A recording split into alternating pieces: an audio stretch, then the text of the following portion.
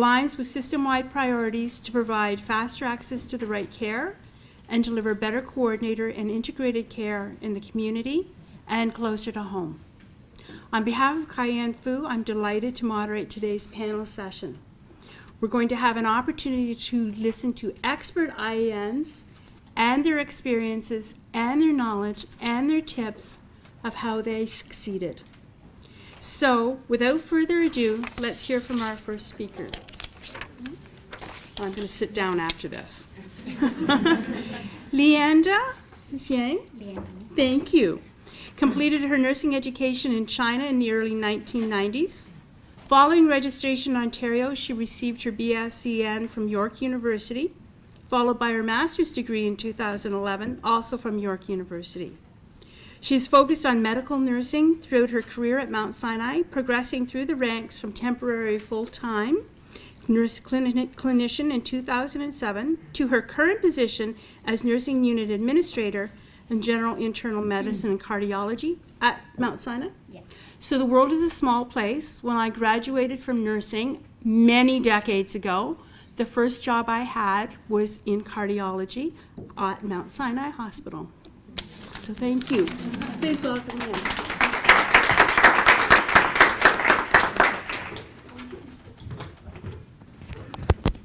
Thank you for this opportunity. I really appreciate this opportunity. I was a former care program for IENs, and I go through, maybe many of you go through, to get my credential assessed and registered with College of Nurses eventually.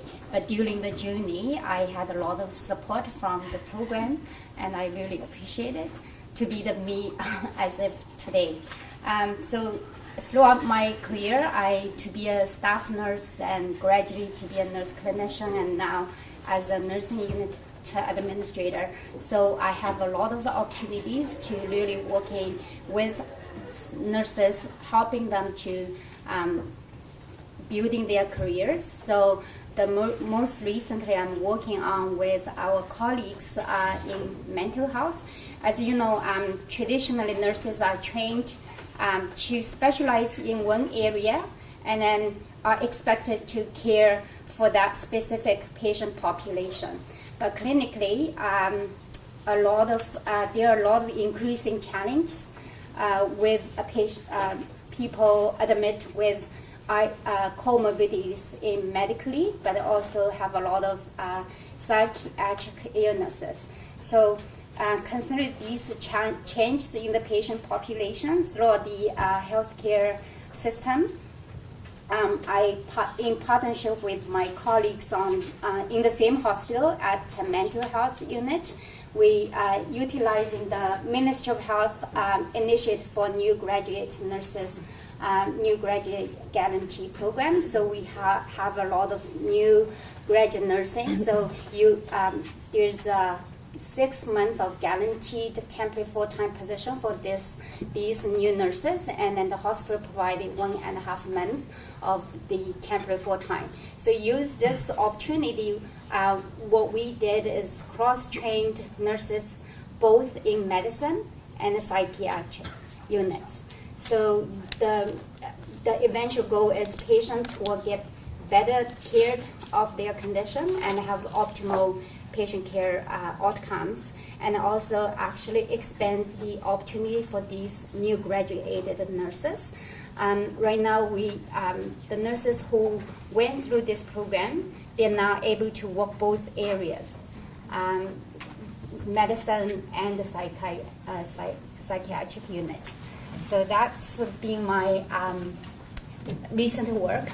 And then throughout my the journey at Mount Sinai, I also had a lot of opportunity to work with programs to improve patients' outcomes, especially as everybody may know, there are a lot of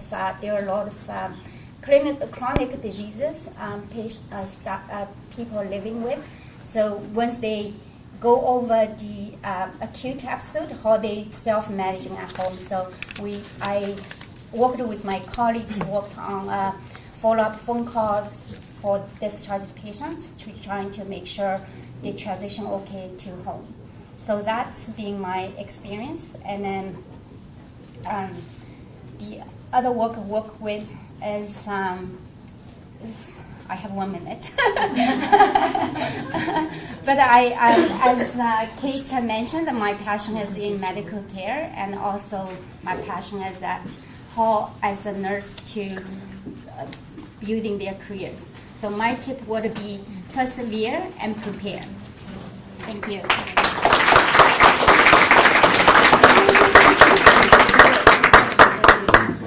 Is there any questions for me?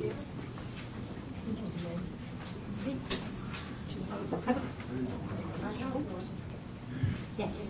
When you say persevere, what do you mean? We should. Yeah.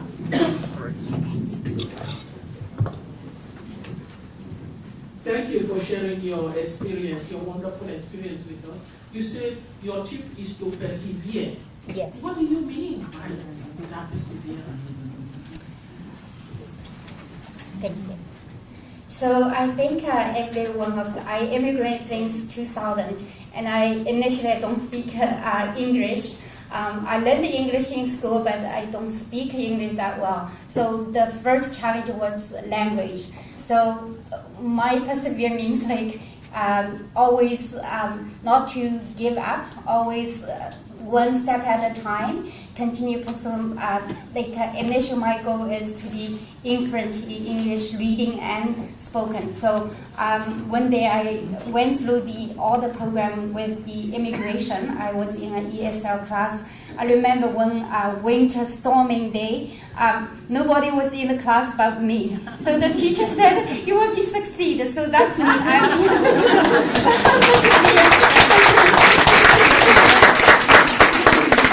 Thank you. That answered brilliantly. I'd like to introduce you to Tanya Kolinko. Tanya completed her nursing diploma in Bosnia and Herzegovina in 1995. She obtained her CNO registration in 2004 and started her new nursing career in mental health at the Center for Addiction and Mental Health in Toronto. Since then, she's completed the post-RN program at Ryerson, and today is actively involved in program development and treatments in the mood and anxiety service at KMH. She makes presentations within her organization and the community on mental health topics, especially depression and bipolar disorders.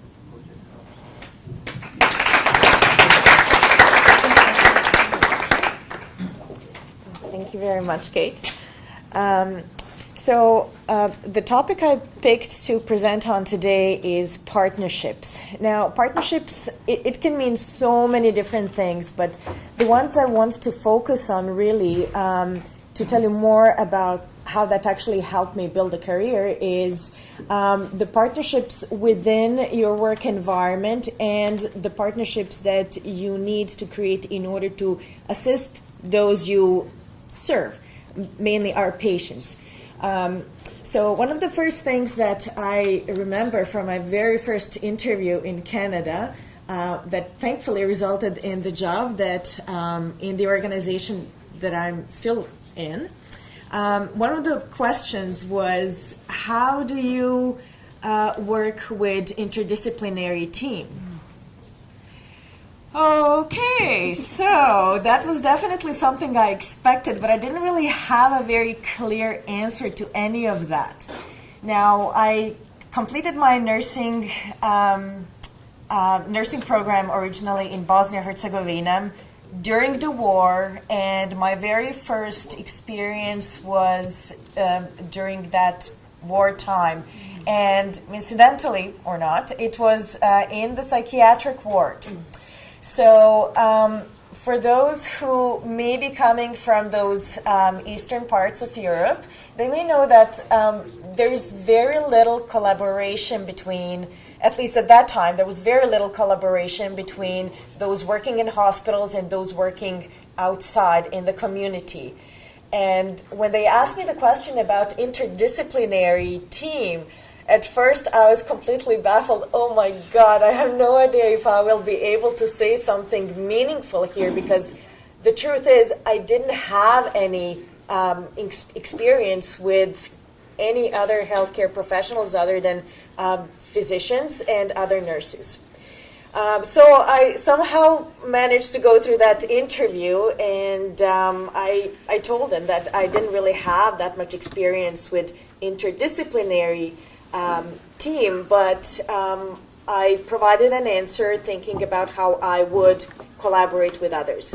And then later on, because I was in the mental health area, in the psychiatry, that actually kept coming back to me. So how do I work with interdisciplinary team? What does that mean? And it's really about getting to know the people you work with, getting to know the patients you work with and their families, figuring out what is it out there that's going to help not just your patients and their families, but yourselves as well in the community when they're discharged from your care, be it an inpatient or outpatient unit. So getting to know the social workers, the occupational therapists, the recreational therapists, other nurses, their backgrounds, what are their strengths, what are their areas of development, who are you going to be comfortable if there is a code blue, code white, which social worker, for example, has a penchant for, perhaps establishing more meaningful connections with community providers that you can turn to, but also, what is it that recreational therapists can bring in to the well-being of the patient and their families, right? Because we can't forget families. They're part of the care system. So very quickly, it was the understanding that it's okay to acknowledge what I do know, identify the gaps, the things that I didn't really know very much about, and ask questions. Just keep asking questions. Everything and anything you don't know, don't be afraid to ask. Nobody's born with all of the knowledge in the world. There is no such thing. There's always something new you can learn each and every day, and from every person you meet. So partnerships to me is not just learning the things on the surface that you can just get by Googling the person or, scoping out their Facebook and stuff, but really, what is it that makes them tick? How do you actually deepen the relationship? Because the research shows, too, that the community providers do tend to establish a better relationship, better networking experience, and do a little bit more for those they have some kind of contact with already. So don't be afraid to just pick up the phone, go out there, introduce yourself. Hey, I'm so-and-so from such and such place, and I want to know a little bit more about what is it you do. This is what I do, and if there is any opportunity for us to actually work together on improving not only the well-being of our patients, but our careers and our networking, let's do it. Let's get together. People are willing to support you, but you need to allow them to support you. Help them help you. My message is really very simple. Even though every change is extremely scary, it is also hard, no doubt about that. Allow your skills and your knowledge to guide you. They may be pointing you in the new direction that may be just the change you need to be comfortable and succeed in your new environment.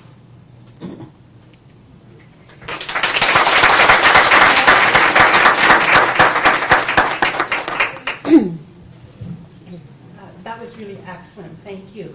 Do I have time for a quick follow-up question? So, for some of us feel very comfortable going out and networking, being in an interprofessional team, being an extrovert. For those of us who might not feel as comfortable doing that, do you have tips that could overcome that trepidation? Or I sometimes even feel that kind of like fear of actually sometimes reaching out, particularly when you don't know what the reception is going to necessarily be. Sure. So do you have any tips to sort of from a a self-talk perspective to overcome that and to feel more confident? Oh, I got tons of them. So being in the mental health psychiatric area, it is inevitable to develop a lot of self-assessment skills, a lot to engage in self-reflection each and every single day. Number one tip from me would be every day, at the end of your day, ask yourself, what did I learn?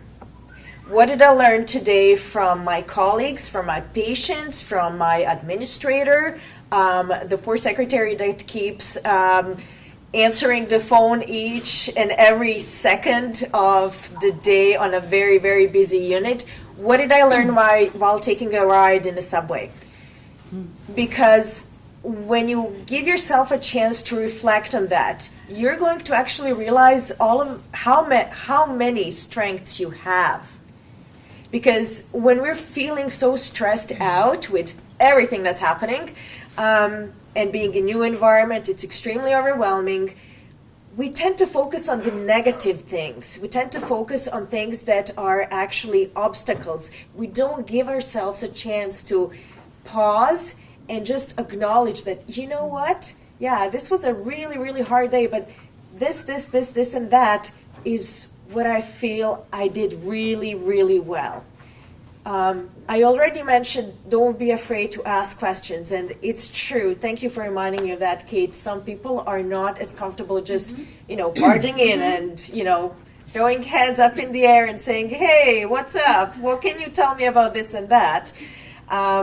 Obviously, my personality is coming through right now, and I'm not sure how that's helpful, but challenge yourself. You have already overcome a huge, huge barrier by coming here, changing the environment. Even if you did come from a country where English is very common language or mother tongue, it's a new environment, completely new culture. People think in a very different way, and it's not necessarily an obstacle, really, in itself. It can be, but you are somebody who also has knowledge and skills that you can keep projecting out there and have people learn from you. Great.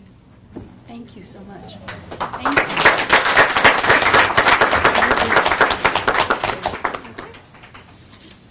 Next, we're going to hear from Idavana Costa. Okay. She received her master's degree at the University of São Paulo, Brazil in 2003, after which she served as a professor and a director of faculty and nursing programs at Brazilian universities. With more than 18 years of experience in clinical practice and teaching, she is currently a teaching assistant and full-time PhD student at Queen's School of Nursing. She's a co-founder of 3 wound care programs to help people struggling with complex wounds in a developing country. Her doctoral dissertation focuses on the development and implementation of a theoretical framework based on Paulo Freire's empowerment education model to enhance patient engagement and self-care management of chronic wounds. Okay, thank you. I think it's better to get this one. So, good morning, everyone. And for me, it's a pleasure to be here today. I want to thank you for my case manager, Michelle, that invited me to participate in this expert panel, which for me is also a challenge. I need to talk in my second language, it's not my first. And I think many of you share the same, so I feel more comfortable when we are between IEN. I think this topic is very exciting, and I'm going to share with you some of my experience while also I give tips, and I hope it's going to be helpful for those that maybe are still struggling to get their position as RN or PN here in Canada. I want to talk about, I picked up the career building topic, and today I listen here Josephine, and it reminded me when I just started as well. I think, regardless of the skin color, Josephine, which I think is harder for you, and you came in other times where maybe we were not so much here, where we were not so many in this country. And for me, your presentation was really amazing, and you talked about Oppressed, which is Paulo Freire books, Pedagogy of Oppressed. I would really recommend for those that doesn't know to get the opportunity to read Paulo Freire, and it talks about oppressed in many ways, okay? So I want to start saying, this is just, that what helped me, I think, was the same way that helped me when I started in Brazil in 1997, when I graduated. Was a challenge I faced, like I need to find a work now, where I'm going to work. And it's important to display leadership traits. It means that we need to plan a career, like which career, what is my plan, and it's not just for now, but for the future. And it is important to write your goals or have your goals in your mind and put it in action. Because if you have goals, you want to be a very, highlight your skills. I heard this question today about skills. How can I bring my skills and my knowledge? You need to have a plan. You need to be seen by others. So you need to plan your career and take steps by step. It's not like right away. You need to be very calm, and it is difficult because we come here to this country and we want to have our career right away, and it takes time. I needed to learn English first of all. I took full-time English course for 1 year, and even though my English still need to improve, we always need, because I started learning English, I was 37 actually, because the English that I learned back home was just for reading my papers when I took my master's degree, so I need to read a lot. So it's important to keep practicing. And when we think about planning career, you need to think yourself, know what you want and know where you want to be in 2, 5, 10, 20 years. I'm going to retire in which position, what I want to be. So I had this in my mind when I came here. As a professor back home, I want to be a professor here as well. So I know what is the path for getting there. So once you know the path, you need to go and reach this by put your goals in your action. So it is important for doing that, be proactive. Be passionate for what you like and what you do. And don't take one career just because you want to have money, and it's going to pay more. But to do something that you really enjoy and see if you will see you in the future, like for 10 years, 20 years doing that thing. And it is important also to display resilience. We listen about this today, and it is really important because sometimes we do get I'm not sure if I'm able. Keep telling to yourself, I can make this. And talk to people around you that can foster your courage. I remember Anna, when I came here, she was my first case manager. And when I failed my first time in my CRNE, I was so devastated. I thought I have just 2 more chances. And I'm not sure if I'm able, we need to prove ourselves all the time. And this is one very important proof that we need, and you need to study hard. And sometimes you see families or friends going to parties, and you cannot go. You are there, concentrate and focus on your studies. But what you need to think is visualize your future, keep your mind seeing you in the future, and make this real for you by doing all your best. So it is important also to build Canadian experience. I heard this when I came. I was thinking, maybe you share the same. How can I build Canadian experience if I don't get the opportunity to work, and sometimes we apply for many positions and we don't hear nothing back, how can I give this chance? So when we say this, it means like keep yourself on track, do as much as you can, like find one door that is open and get in this door, and many others is going to open for you. Like go to professional development courses and participate in volunteer jobs that you think that you can make a difference, and you are going to be seen by others like that person that is important for people. And this is very helpful for engaging the society and to understand cultures, multicultural difference, and we are going to face with patients and residents if we work in long-term care. And learn, it is very important. I remember this in my way, like learn to accept and embrace change. We need to change the way that we think when we come here. We need to, like I need to become another kind of nurse. I don't know how, but it is some things that you learn is gradually. It's gradually. You are starting to accept, like each time, something's different. And to be volunteer is not, sorry, it's not part of my country, Brazil, like to be volunteer. I need to go there to volunteer. It's like we volunteer for some things that is like go to a conference, we volunteer. But here it is very important, it's part of the culture. And to tell the truth, when I did my first volunteer at Canadian Diabetes Association, I felt so useful for this country. I felt so proud of myself that I went there to that conference for the Jamaica Black Conference for Diabetes management, and I was so helpful for them. It is one thing that I really think helped me a lot, to be part of this. And when I need to get a reference letter, it was my first reference letter for my supervisor at Canadian Diabetes Association, I just cried when I saw how many things they saw from me that I even didn't know, they said all the things that I displayed during my volunteers, during my outreach, community outreach, my serious learning presenter, and it just was like, wow, I think I'm doing a good job here, It was amazing. So it also helps you to build a contacts and network, because remember this, you were born and we were born in back home with all our contacts. When we were born, we had already family's contact and the networks. Here you need to have these things like this crash. You need to build again.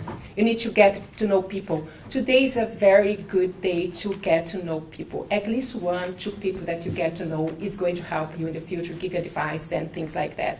So thank you so much, and I wish you all the best and success in your career. Okay, thanks. Thank you for all the tips that you have provided. I'm going to ask you at the end a question, but just in the interest of time, because we have other things to go on, we're going to, without further ado, last but not least, is Abarechi Umanju is going to present on her expert tips and advice on success.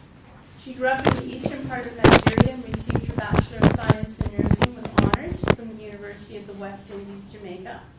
Her last 8 years of practice have been a variety of settings, including Emerge, Med-Surg, Peds, Geriatrics, and Psychiatry, where she has provided dedicated caring of the sick using scientific proven methods. She's also learned how to be a good in-charge person and at other times a jolly team member.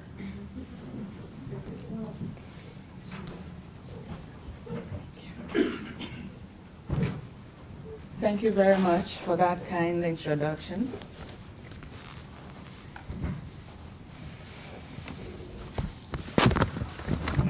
And hi everyone again.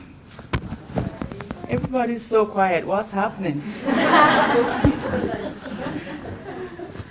Okay, I picked this topic, transition and integration, to present today. Transition, in my opinion, is passing from one state or stage or style or subject or place to another. And for most of us here, we have transited, we have passed from our countries, our way of life, our culture, our practices, belief systems. We have passed through all these into Canada, a different culture altogether. And I'm going to look at 3 different areas that would help, that have helped me to transit effectively and integrate into the Canadian culture and the nursing practice in Canada. And I have chosen determination, prejudice, and adaptation. In determination, everyone here would agree with me that it was not an easy journey going through immigration, applying for jobs, to come over to Canada. It's already a lot of work. So if you're here to get a job, fend for yourself and your family. So you have to then be focused.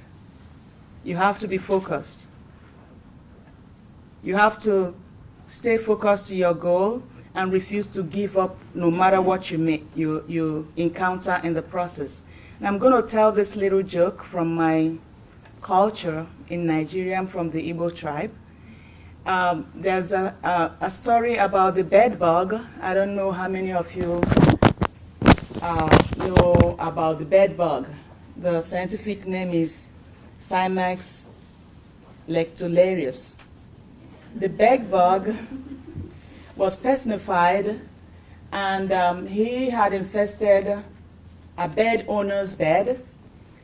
And when the bed owner discovered that there was a lot of bed bug and they were actually feasting on him, he decided to heat up the bed.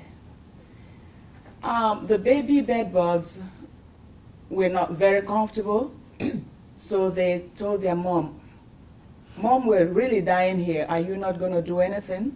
And their mom said, "Just hold on, because whatever gets hot would eventually cool off." So this is actually my definition of determination, that when you're here, you're going to face a lot of difficulties. There will be challenges, but you have to be determined, knowing that as long as you're here, your aim is to achieve what you came here for. You have to get a job, you have to fend for yourself, you have to be determined no matter the obstacles, and you will get that goal. Secondly, prejudice.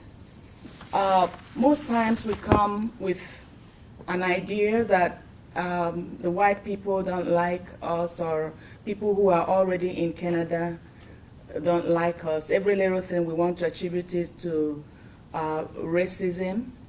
However, it may just be something going on in our own minds, because we will agree that white people also disagree between themselves. And even when we were in our different countries, we disagreed with each other. So if people are disagreeing with us, we should just look into ourselves and see if there's anything that we need to improve. Is there any relevance in what they're saying? If there is, then we should be humble enough to make adjustment and change. But if there is not, that should not stop you from dreaming.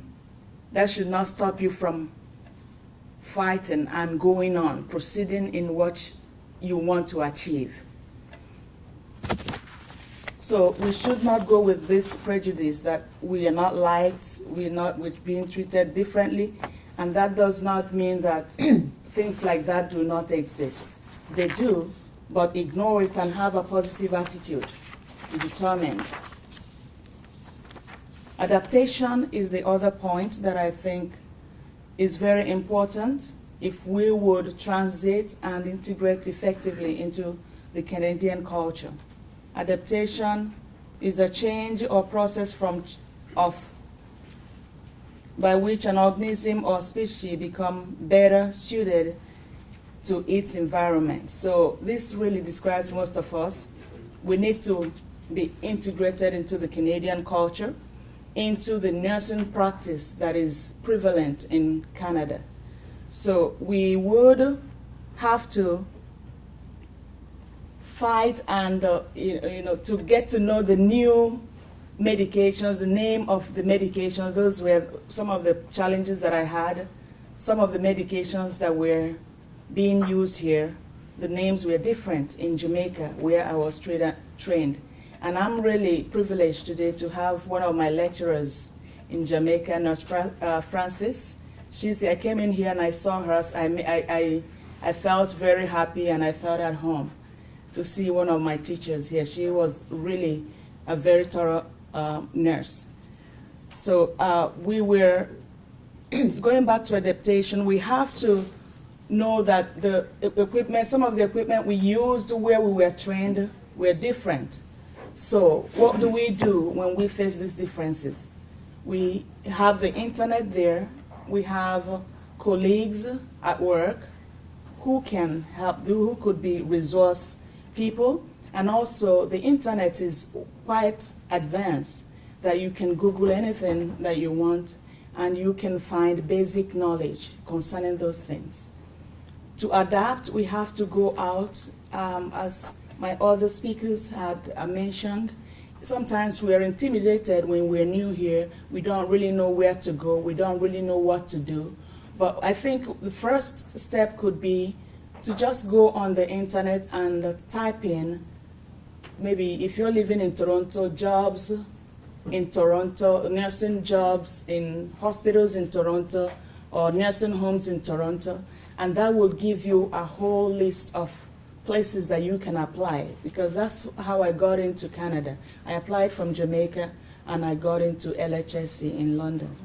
So those are some of the ways that we can get adapted without really going through undue stress. I hope, and in my remark, one thing I want to leave with us is to stay positive. For me, positivity is not the absence of chaos or problems, but is a posture of confidence that no situation is insurmountable. Thank you very much.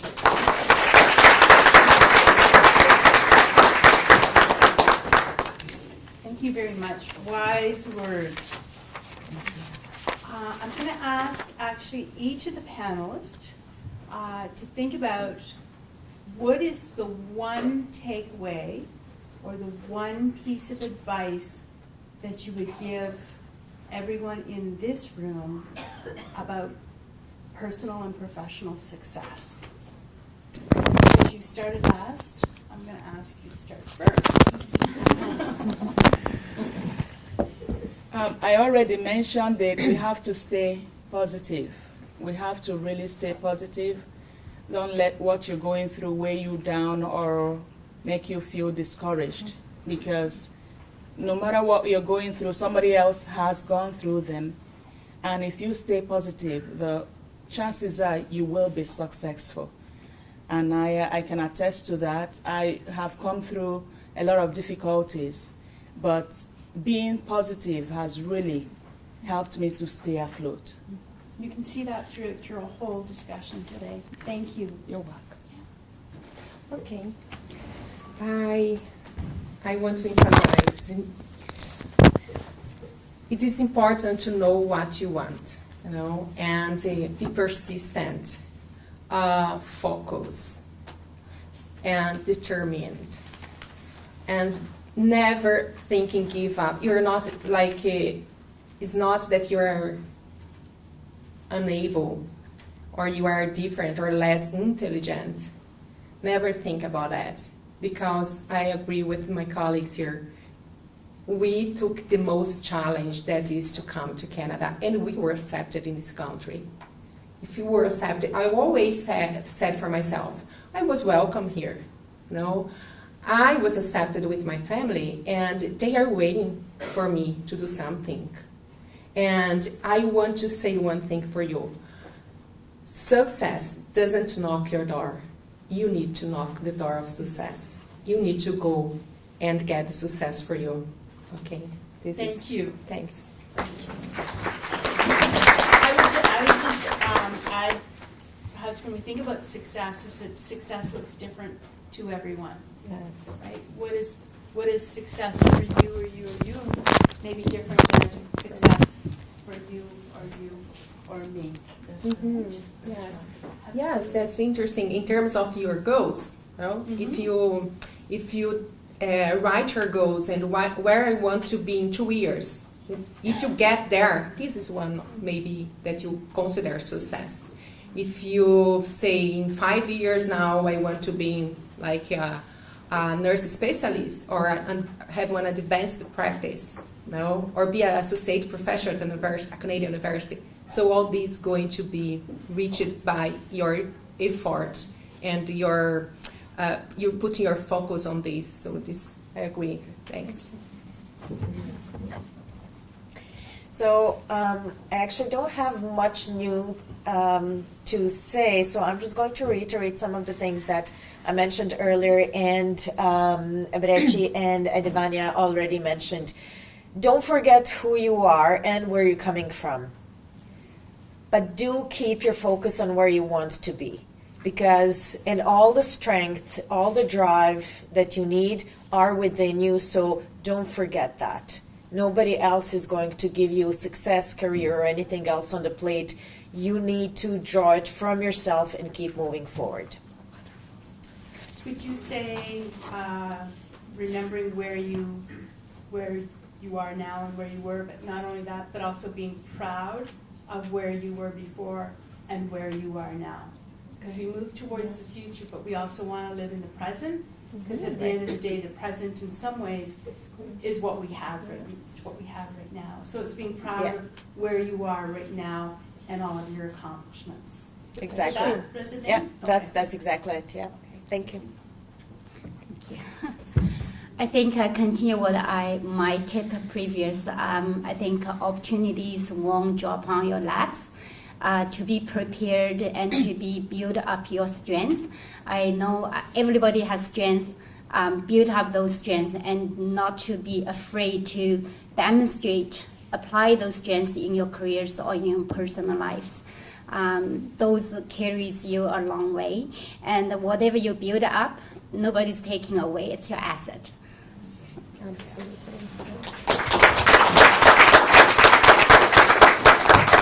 Now we have a few moments, 5 minutes, 10 minutes, for actually you to ask some questions to our excellent expert panel. And thank you very much for your presentation. It was extraordinarily enlightening.